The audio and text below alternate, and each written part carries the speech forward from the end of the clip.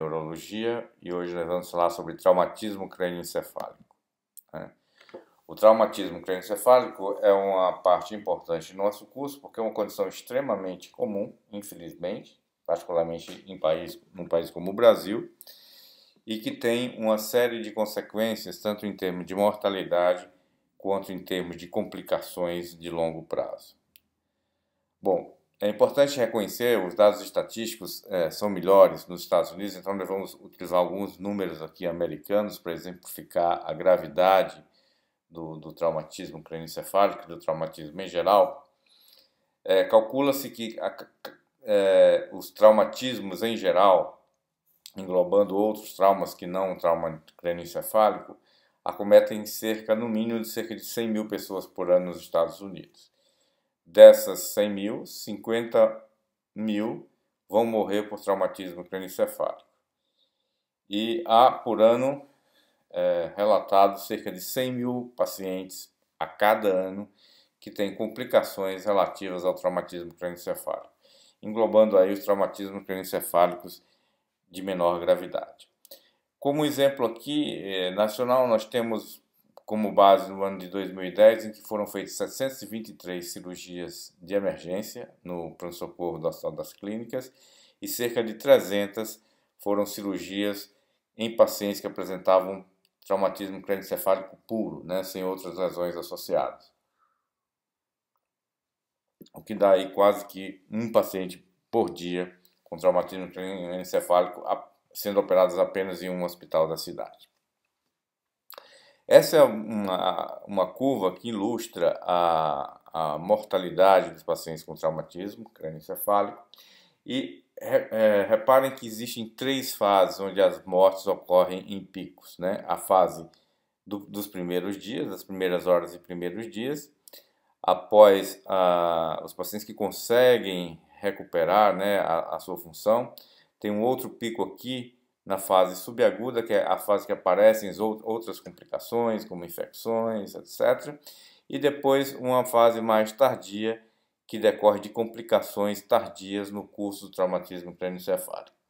As estratégias para diminuir a mortalidade em cada uma dessas fases são diferentes.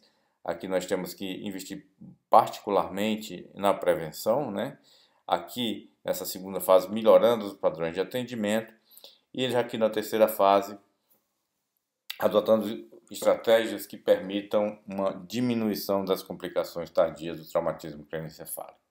Então, esse gráfico nos permite ter essa concepção de que existem 3 fases distintas de pico de mortalidade e que a nossa estratégia para diminuir essa mortalidade vai diferir em termos de tempo, em termos de fases após o traumatismo crânioencefálico.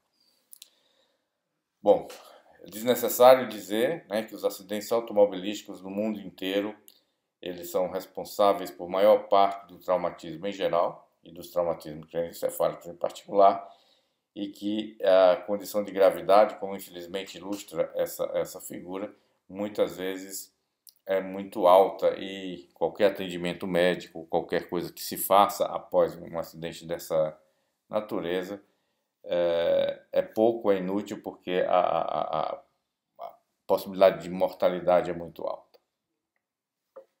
É importante reconhecer as medidas de prevenção, né? Medidas de prevenção muito simples, como controle de velocidade apropriadas das vias, né?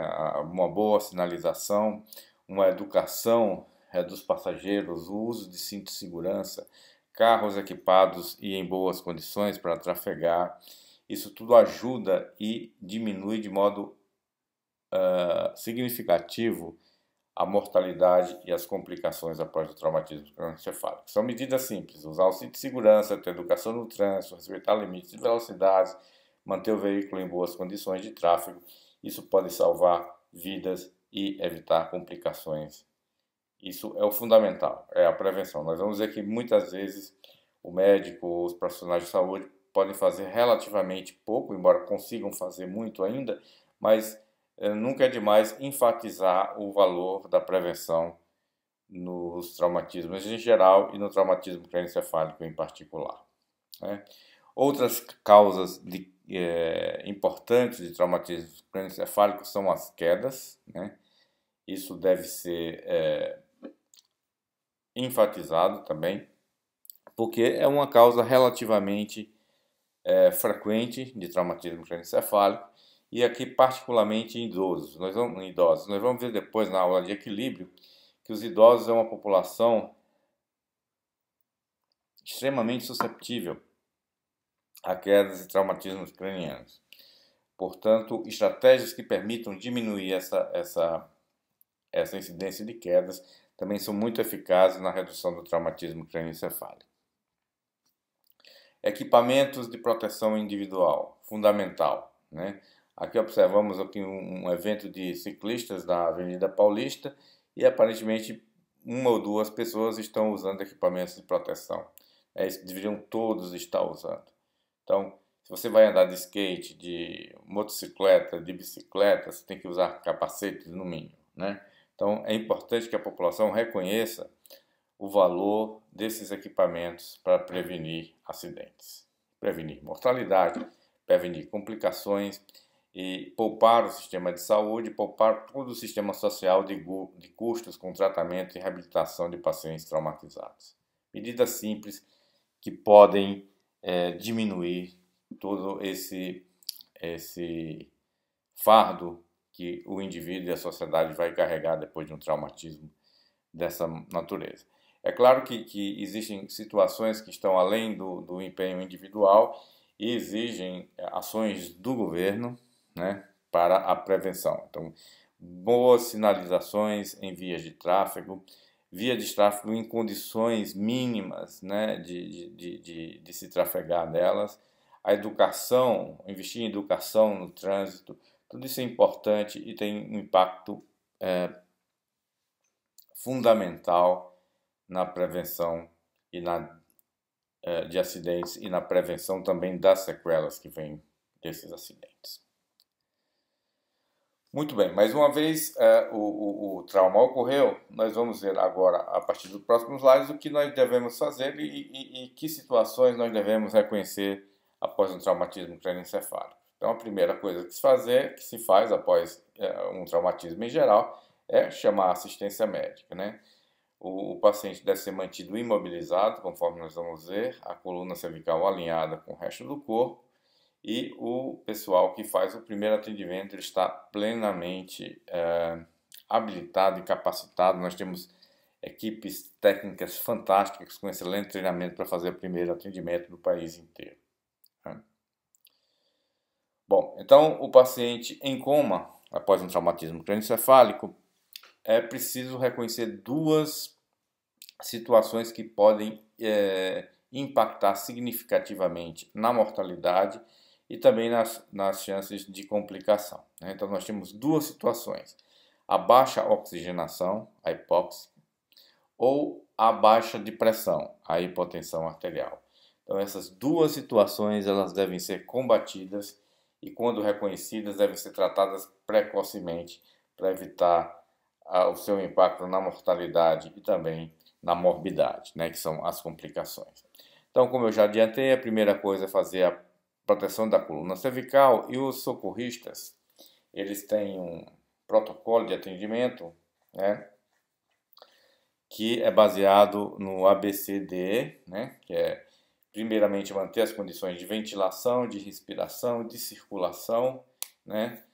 Então seria A de vias aéreas, B de briefing de respiração, C de circulação, D de déficit neurológico e E de exposição. Então, primeiro, se garante que o paciente tenha suas vias aéreas, né, permeáveis, que ele não tenha, que não haja secreção ou sangue dentro dos traqueias ou brônquios, manter as condições ventilatórias pulmonares, ver as condições circulatórias, né, para saber se o paciente tem ou pode desenvolver hipotensão arterial, fazer o exame neurológico, aqui D de déficit, e depois fazer uma exposição completa do corpo, né, deixar o paciente exposto para verificar se existe algum trauma, alguma fratura, alguma lesão exposta. Tá? Então, esse só para que vocês tenham uma ideia geral de como é feito o atendimento ao politraumatizado, existe uma hierarquização de procedimentos que seguem essa ordem mnemônica aqui, ABCDE, tá? Esse protocolo tem ajudado a salvar vidas ao longo das últimas décadas, ok? Então, é importante. Em resumo, para esse slide, reconhecer duas condições onde a mortalidade e a morbidade podem estar aumentadas, que são a hipóxia e a hipotensão arterial. O paciente vai chegar ao pronto-socorro, então vai ser feito todo aquele atendimento, priorizando aquelas etapas, né, naquele protocolo de atendimento, que na verdade já começou a ser feito já pelos socorristas, conforme eu demonstrei antes, ok? Importante, portanto, aqui um caso que vai nos dizer a importância de manter o paciente ventilado. Esse paciente estava em coma, portanto, ele tem que estar entubado, ele não consegue respirar, não consegue ventilar adequadamente, então ele pode estar apresentando hipóxia. E tem que manter o alinhamento cervical perfeito, né, para que não ocorra uma flexão inadvertida, uma flexão ou extensão inadvertida da coluna, e que isso possa levar a um déficit. Ele pode, por exemplo, esse paciente pode eventualmente ter apresentado uma fratura cervical que ainda não foi detectada, e se ele fica com a coluna em posição não neutra, isso pode agravar eventualmente uma lesão de fratura e luxação da coluna. Tá? Então é importante manter todo o alinhamento da coluna, o paciente é mobilizado em bloco, até que se tenha um diagnóstico, uma exclusão de que o paciente apresente ou não fratura na coluna. Ok? Então é sempre importante enfatizar aos médicos, aos profissionais de saúde que atendem esses pacientes, que mantenham a coluna alinhada e que a movimentação do paciente seja feita em bloco. Ok? Bom, então agora falando especificamente sobre o traumatismo crânioencefálico. Eu queria que vocês prestassem atenção para dois mecanismos de ação que ocorrem após um trauma e que pode levar à lesão neurológica. Então, a lesão neurológica vai se dever a dois mecanismos. Primeiro, claro, o impacto direto sobre o crânio e o cérebro, tá? Então, uma agressão, um trauma, uma queda com impacto direto no crânio vai causar vetores de força e de pressão sobre o crânio e o cérebro, causando lesões cranianas e cerebrais que levam aos déficits neurológicos. Mas existe um outro mecanismo, que é um mecanismo de aceleração e desaceleração. Observem aqui nessa figura, o cérebro ele é contido no crânio, tá? E esse continente, o crânio, ele é inextensível, não consegue aumentar de tamanho, né? Mas o cérebro ele se mexe dentro do crânio, né? Então ele não é colado ao osso, ele tem um espaço, e quando há uma aceleração ou desaceleração, há movimento do cérebro dentro do crânio. Esse movimento ele pode ser de trás para frente, o cérebro pode ir para frente e para trás, ele pode mesmo rodar dentro do crânio e causando lesões, tá? Observem, esse tipo de mecanismo pode ocorrer mesmo que não haja um impacto direto, só o fenômeno de acelerar e desacelerar. Daí a importância de manter a velocidade de tráfego dentro de padrões aceitáveis, porque mesmo que não haja um impacto direto da cabeça, só o fato de acelerar ou desacelerar bruscamente, esse movimento cerebral dentro do crânio vai ocorrer. E quando ele ocorre, o que acontece? O neurônio aqui representado, ele é mais pesado que o axônio aqui representado. Então, ele tem uma inércia maior. Então, se a aceleração, se a velocidade ela para bruscamente devido a um choque, por exemplo, num acidente automobilístico, o neurônio tende a continuar o movimento mais rápido do que o axônio. Então, o que acontece é que o neurônio se desprende do axônio, é uma lesão axonal, tá? Então, um dos principais mecanismos pelos quais a aceleração e a desaceleração causam lesões é por conta dessa lesão axonal. O neurônio ele se desprende do axônio, perde a sua comunicação e aí há uma perda da função neurológica. É a chamada lesão axonal, conforme nós vamos ver. Ok? Então, só para falar para vocês que existem 3 eixos nos quais o cérebro pode se movimentar, né? ele pode se movimentar no eixo antero-posterior, ele pode se movimentar no eixo lateral e ele pode girar em torno de si mesmo, né? Então, nós temos aí 3 tipos de aceleração: a aceleração translacional, rotacional e angular. Nos movimentos de alta velocidade, esses 3 eixos de aceleração, esses 3 vetores, eles agem concomitantemente, né? É claro que em algumas situações um eixo vai ser mais preponderante do que outro, mas em geral eles atuam em conjunto e muitas vezes essa atuação em concerto nos 3 eixos causam lesões dramáticas, né? Lesões graves, ok? Muito bem, aqui só para lembrar para vocês, o neurônio ele tem um peso maior do que o axônio e nessas acelerações e decelerações ele se desconecta, tá, do axônio, e toda aquela função e comunicação e função neurológica que depende do neurônio e de um axônio que funcionem em conjunto, que funcionem bem, isso não ocorre porque houve a desconexão do corpo neuronal do seu axônio, tá, ocasionando a lesão axonal difusa. Então o paciente pode estar em coma, neurologicamente grave e sem nenhuma lesão visível no crânio, somente por aceleração e desaceleração. Então pode haver quadros neurológicos muito graves sem lesão externa craniana, porque aí o mecanismo subjacente a essa lesão é aceleração e desaceleração com consequente lesão axonal. Como se manifesta essa lesão axonal? Então, aqui nós vemos um caso de autópsia, tá? Onde nós podemos ver ao longo dos tratos de substância branca, ou seja, onde nos trajetos dos axônios, várias lesões hemorrágicas, tá? Denotando a lesão axonal que ocorreu.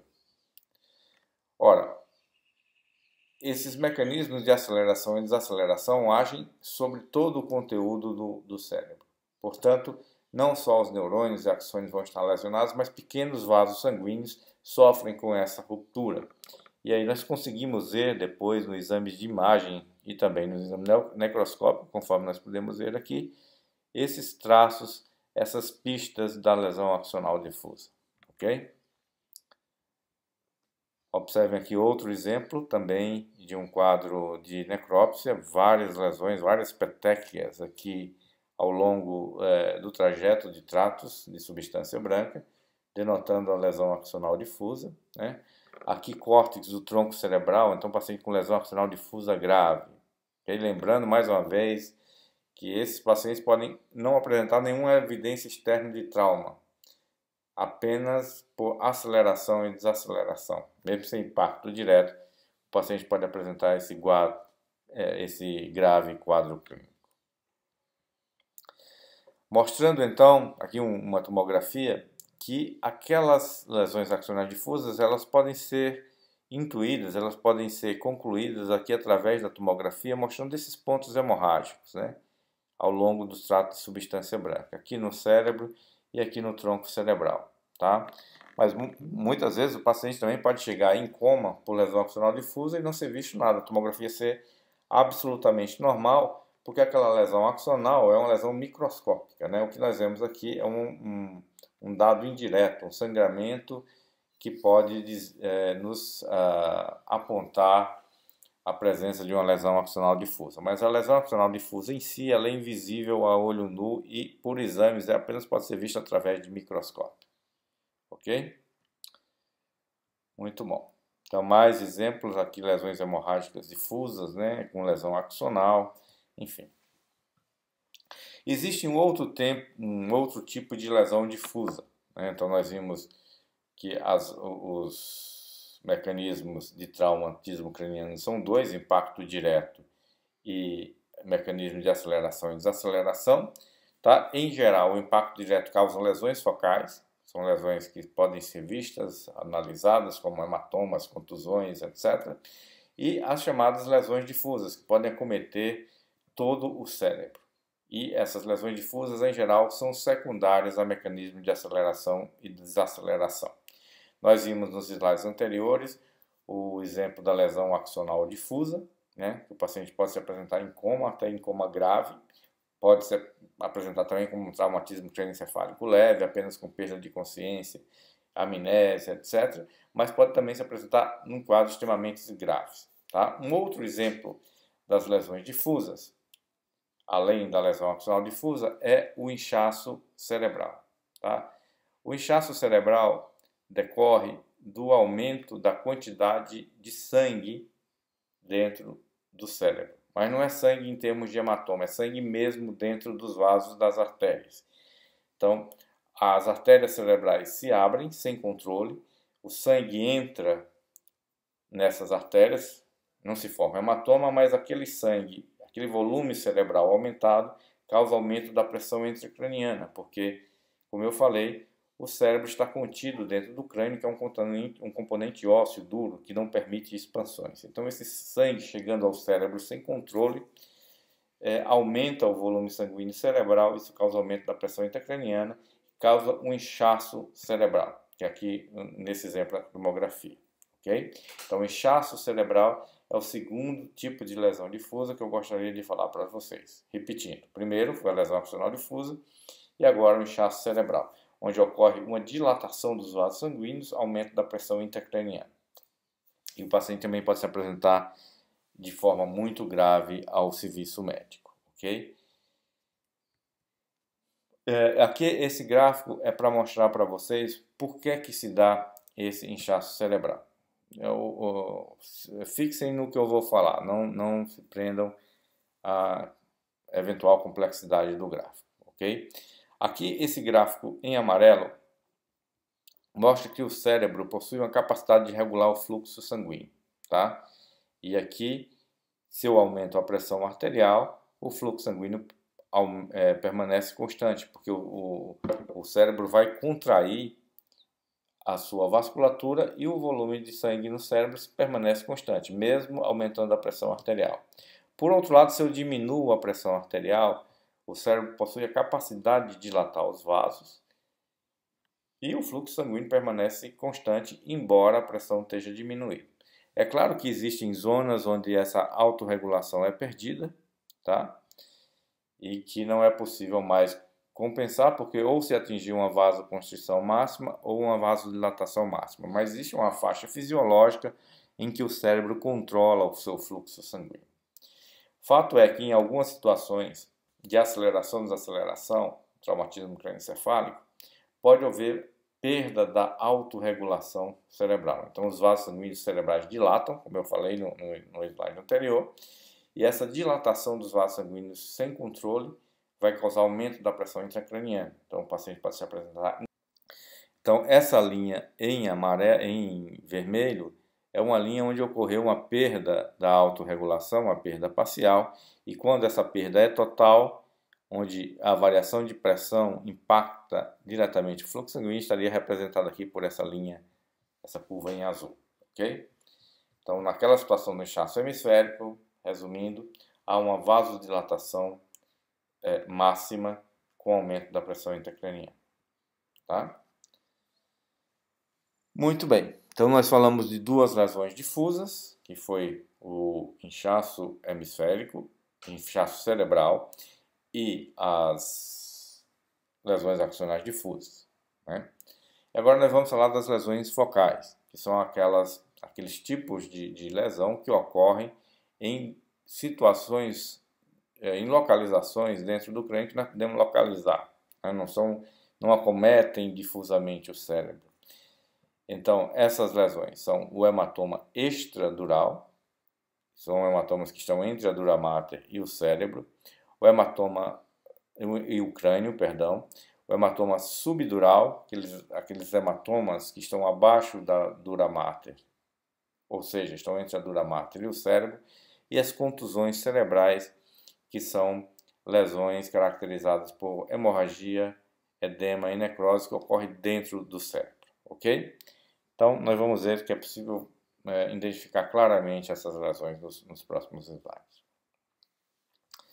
Antes disso, eu gostaria de falar um pouco sobre a hipertensão intracraniana, né? Como eu falei já nos slides passados, o cérebro ele é contido pelo crânio, que é osso, E qualquer aumento dentro desse conteúdo do crânio, ele se reflete no aumento de pressão arterial. Tá? Então, se eu adiciono um volume a esse sistema, eu vou aumentar a pressão dentro desse sistema. Por exemplo, se existe um tumor crescendo dentro do cérebro, a pressão intracraniana pode aumentar. Se existe um hematoma que está crescendo ali dentro do crânio, a pressão intracraniana vai aumentar. Mas existe uma situação antes que a pressão aumente em que é possível compensar esses aumentos de pressão intracraniana. Então, eu gostaria de, com esse slide, ilustrar esse princípio, que é chamado doutrina de Monro-Kelly, ok? Então, considerem aqui o componente intracraniano, que é constituído pelo cérebro, cerebelo e tronco cerebral, tá? Um volume de líquor, que nós vimos nas aulas anteriores, do que se trata o líquido que banha o cérebro, tá? Uma quantidade de sangue arterial e uma quantidade de sangue venoso. Então, qualquer aumento desses componentes pode eventualmente resultar em aumento de pressão intracraniana. Por exemplo, se existe um aumento do conteúdo glicórico, pode haver hidrocefalia. Se existe aumento do componente de sangue arterial, pode haver um inchaço hemisférico, conforme nós vimos em alguns slides anteriores, ok? Mas vamos agora estudar o papel de uma lesão focal,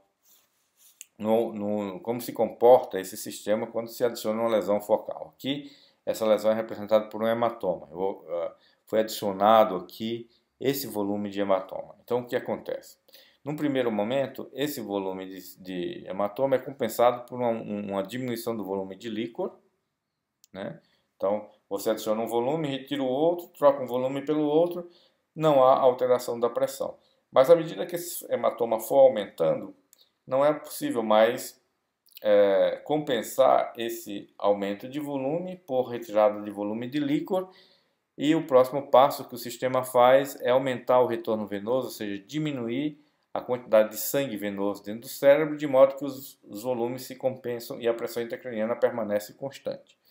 Se você continuar aumentando esse volume de hematoma, vai chegar um momento em que o compartimento venoso também não consegue mais compensar, e aí você já diminui o seu volume de sangue arterial, o cérebro começa a sofrer por hipóxia, né, por hipoperfusão, e se você aumenta um pouco mais, aí já um descontrole total da pressão intracraniana, a pressão intracraniana aumenta bruscamente e essa compensação não existe mais, tá?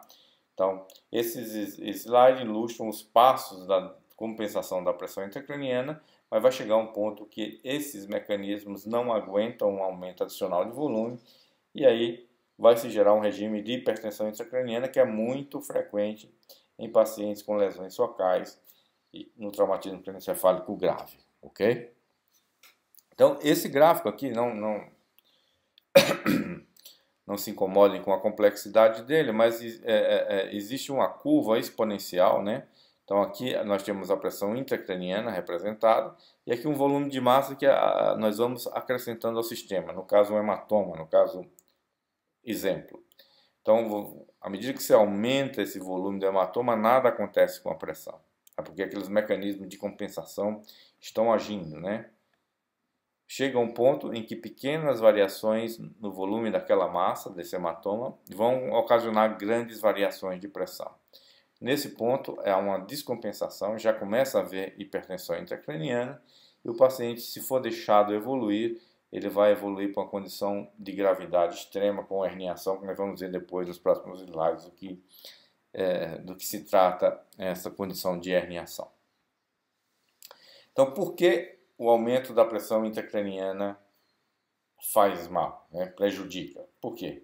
Nós já vimos, vai afetar o fluxo sanguíneo cerebral e o metabolismo, ou seja, o cérebro vai sofrer, não vai chegar glicose, não vai chegar oxigênio, porque o fluxo sanguíneo cerebral vai estar diminuído pela pressão intracraniana aumentada, mas agora também aparece um outro mecanismo, que é o deslocamento das estruturas encefálicas, as chamadas hérnias encefálicas.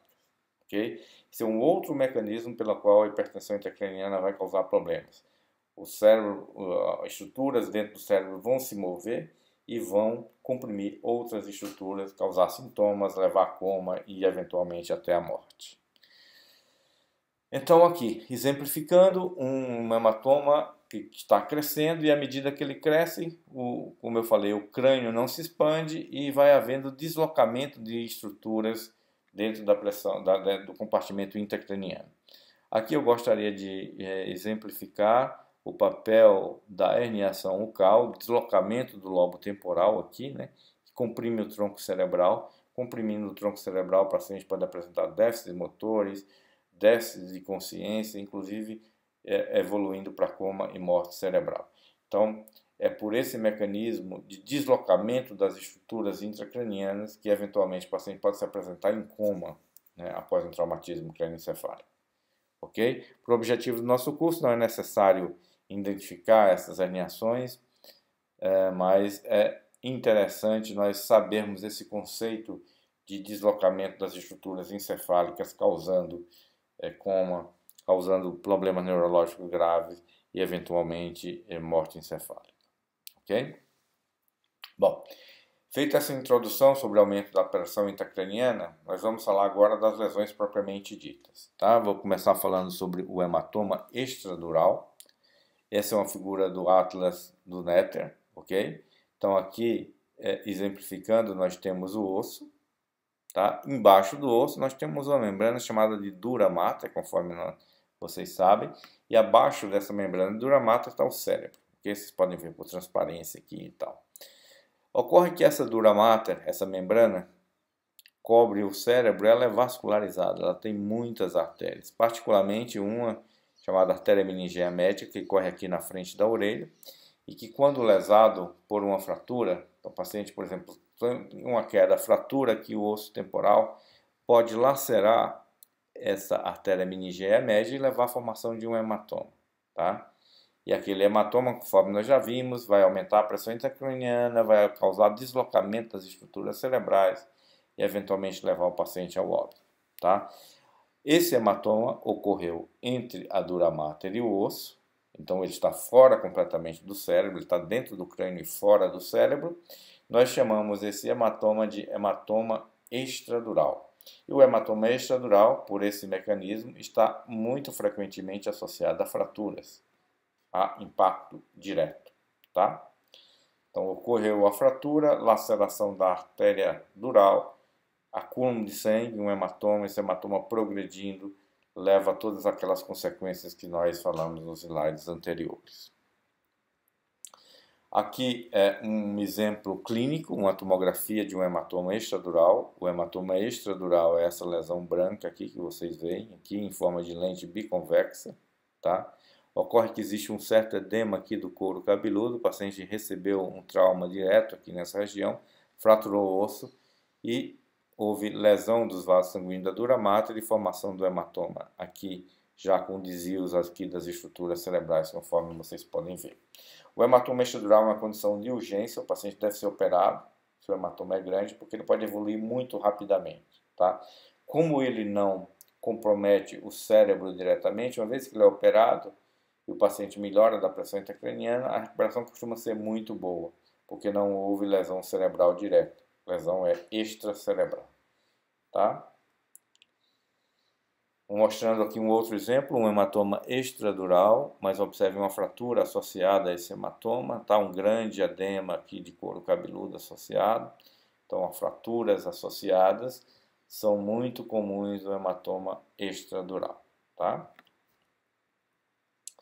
Então, esses hematomas, essas fraturas, eles estão, claro, tem que estar associado ao impacto direto, com força suficiente para quebrar o osso e causar eventualmente sangramento. As fraturas do crânio, elas podem ou não estar associadas a hematomas, tá? Elas não obrigatoriamente causam hematomas extradurais, mas elas podem causar, conforme nós já vimos. Eventualmente, o paciente pode apresentar com fratura sem nenhum tipo de hematoma também, tá?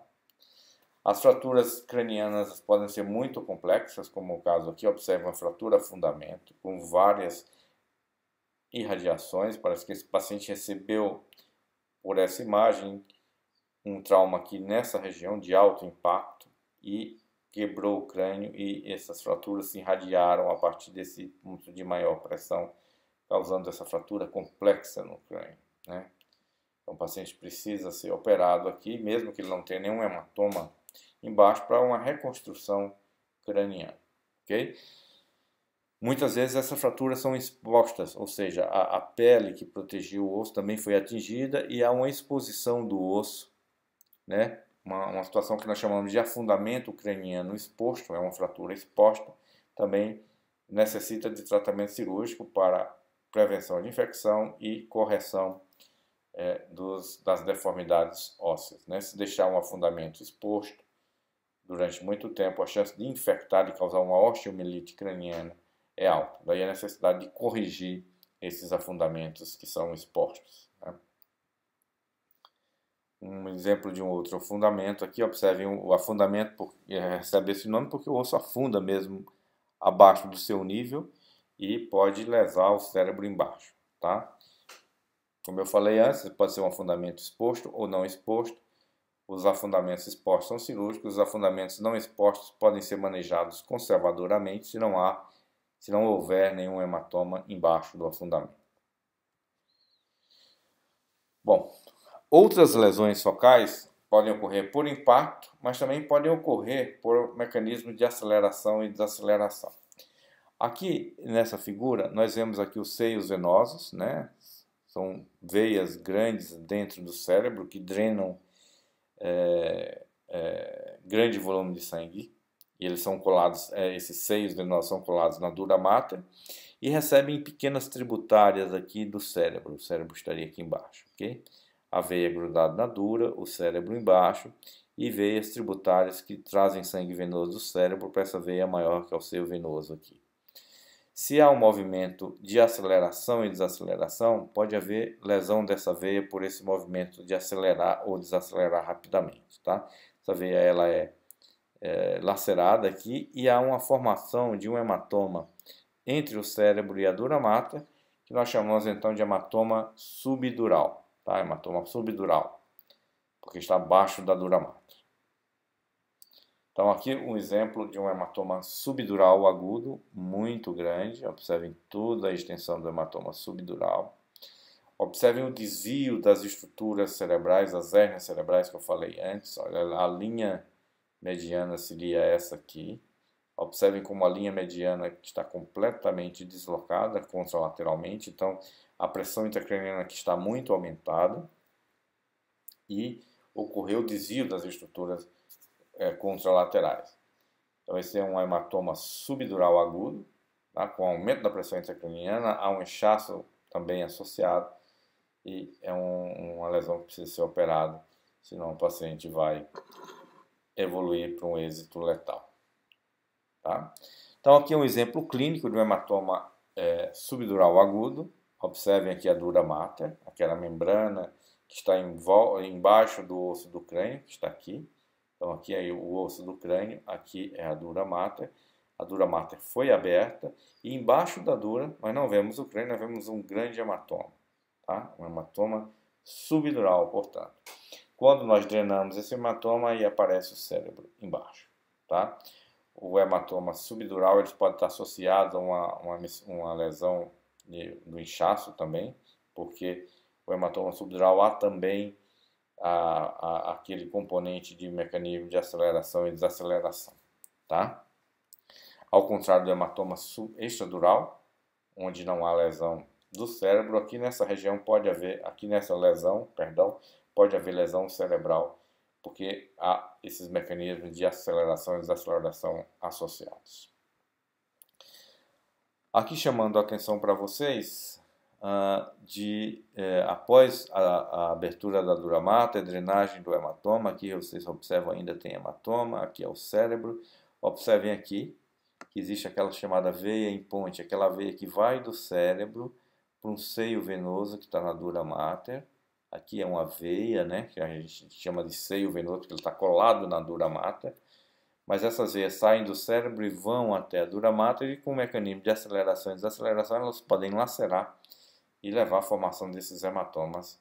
E aqui vocês conseguem ver muito bem essa relação, né, anatômica e que explica esse mecanismo fisiopatológico de formação do hematoma subdural agudo. Bom, Falamos do hematoma extradural, do hematoma subdural agudo, e agora nós vamos falar das contusões cerebrais. As contusões cerebrais são lesões do cérebro, propriamente dito, que podem ocorrer por mecanismos diretos, né, por impacto, e elas são compostas por 3 componentes, um componente de edema, um componente de hematoma e por um componente de necrose, né, que é a morte celular. Então, a contusão cerebral pode ocorrer por um mecanismo de golpe. Aqui, nesse exemplo, na figura A, o paciente sofreu um impacto na região frontal, afetou o polo frontal do cérebro e o polo temporal, tá? Então, ele sofreu um golpe, esse golpe impactou a região frontal do cérebro e ele apresenta contusões. Mas ele pode apresentar mecanismos de contragolpe, ou seja, um paciente que leva aqui um golpe na região occipital pode apresentar uma contusão frontal ou temporal, polar, nos polos temporais e frontais, porque esse cérebro se mexe aqui dentro, através do mecanismo de golpe, e por contragolpe, o cérebro bate no crânio, no osso por dentro, e aí há o mecanismo de formação da contusão.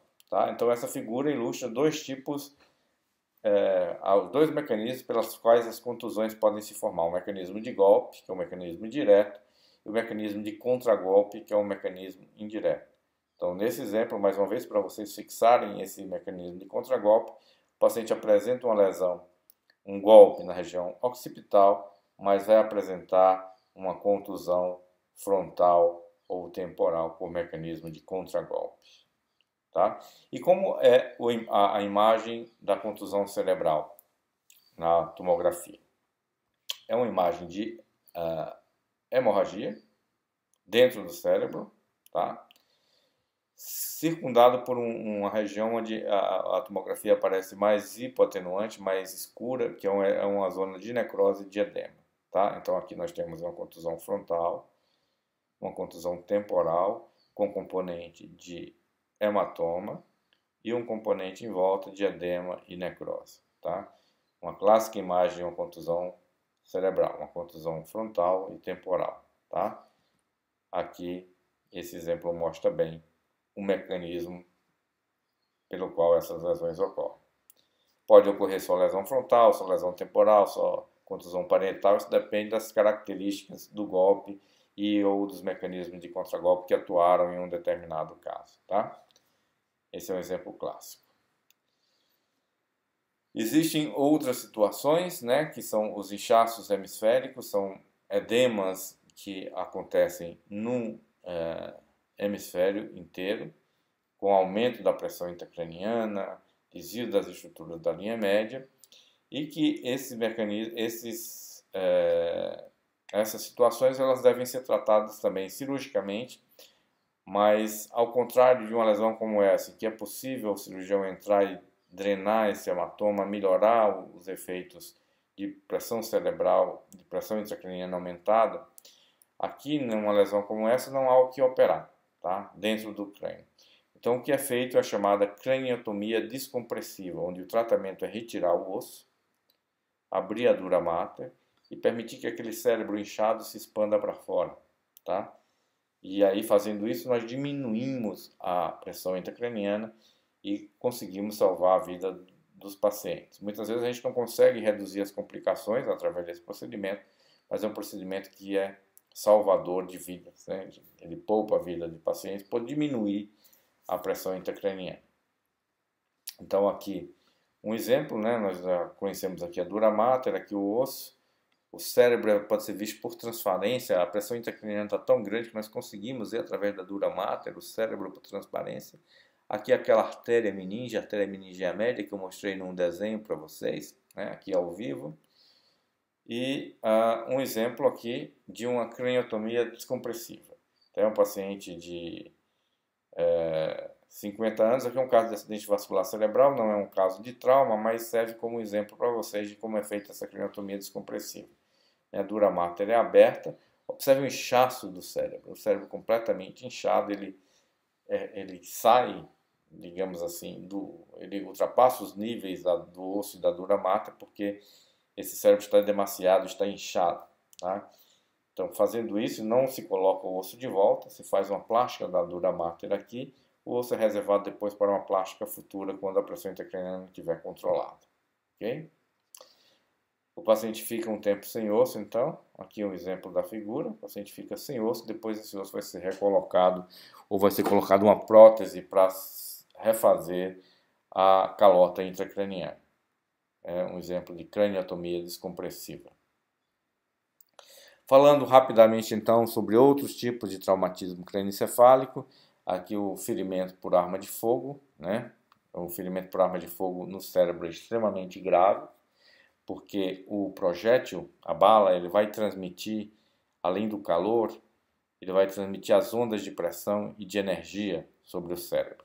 Então, por exemplo, um projétil desse, né, ele vai causar uma chamada cavitação temporária, pulsações, ele se expande cerca de 10 vezes o seu diâmetro, então há uma expansão, uma onda de energia, que pode causar uma lesão cerebral grave. Essas pulsações, essas cavitações que ocorrem após o traumatismo crânioencefálico por ferimento de arma de fogo são transitórias, duram milissegundos, mas tem um potencial devastador, tá? Então, não é só a questão mecânica do projétil causando lesão cerebral, há uma dispersão da energia cinética daquele projétil dentro do cérebro, aquela energia ela é transmitida e há formações dessas cavitações temporárias que são transitórias, mas completamente são muito lesivas ao sistema nervoso, tá?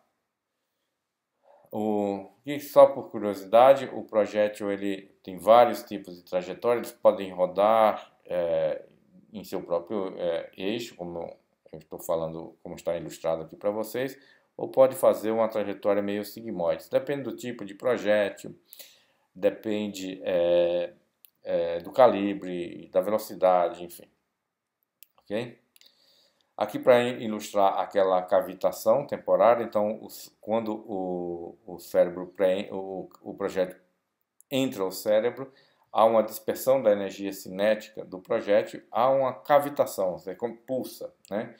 Aquele espaço que o projétil passa a ocupar, ele é multiplicado, há uma abertura, uma disrupção energética ali das estruturas cerebrais, mas isso é temporário, depois há uma cavitação, porque há uma morte cerebral, uma morte neuronal, perdão, e forma-se uma cavidade permanente ao longo do trajeto do projétil.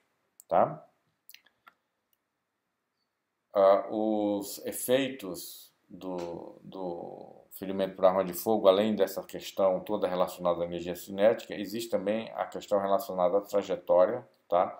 A trajetória dentro do crânio ela pode ser múltipla, a trajetória, por exemplo, pode ser transfixante, o projétil pode entrar e sair. Tá?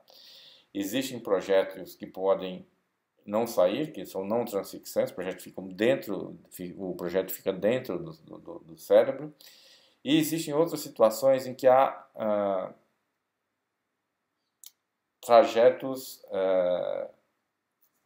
secundários. Então, por exemplo, esse projétil entra aqui no osso parietal, bate lá no osso parietal do outro lado e fica ricocheteando dentro do cérebro, até sair ou não em algum lugar. Tá? Isso depende muito da energia cinética do projétil. Tem esses dois mecanismos, energético, de formação de cavitações, e outros mecanismos relacionados ao projétil, ao trajeto do projétil, se somam e explicam, em grande parte, a gravidade do ferimento por arma de fogo, ferimento crânioencefálico por projétil de arma de fogo. Tá? Esse é um exemplo de um paciente que teve um ferimento por arma de fogo, o projétil está aqui, localizado dentro do crânio, aqui o trajeto dele, aqui nós podemos ver cérebro necrótico e sangue ao longo do trajeto do projétil, e o tratamento aqui para o ferimento por arma de fogo, nós temos que tratar a pressão intracraniana, se ela estiver aumentada, mas nós temos que fazer uma limpeza cirúrgica aqui da região de entrada e saída do projétil para evitar infecções, tá? E nós devemos aqui drenar esse material contuso. Se nós não acharmos o projétil, deixa-se o projétil lá não há indicação de ficar procurando e remexendo o cérebro à procura desse projétil.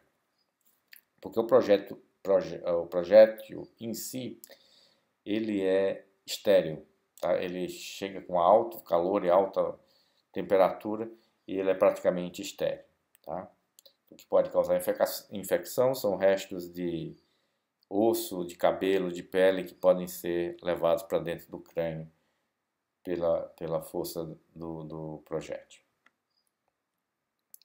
Então, o tratamento, como eu falei, é fazer um debridamento do crânio, retirada dos tecidos desvitalizados e o projétil em si, a bala, ela só é retirada se houver no meio, se ela estiver dentro daquela cavidade permanente. Se ela estiver escondida e o cérebro já tiver se readaptado ali, ela é deixada, tá?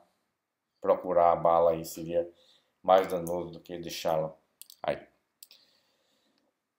Um outro exemplo, aqui um paciente de 31 anos que foi agredido com ferimento por arma de fogo, um espingarda de chumbinho, né? Nós temos aqui no raio-x vários chumbinhos aqui dispersos na face do paciente. Os chumbinhos são lesões de baixa energia cinética, eles têm pouca capacidade de penetração através do osso, mas um dos chumbinhos entrou aqui na artéria carótida do pescoço e entupiu aqui a artéria cerebral média desse paciente. Aqui vocês veem um entupimento arterial e acabou causando um AVC. É um mecanismo curioso aqui que eu trago apenas por curiosidade para vocês observarem as nuances que esses ferimentos são capazes de trazer, tá?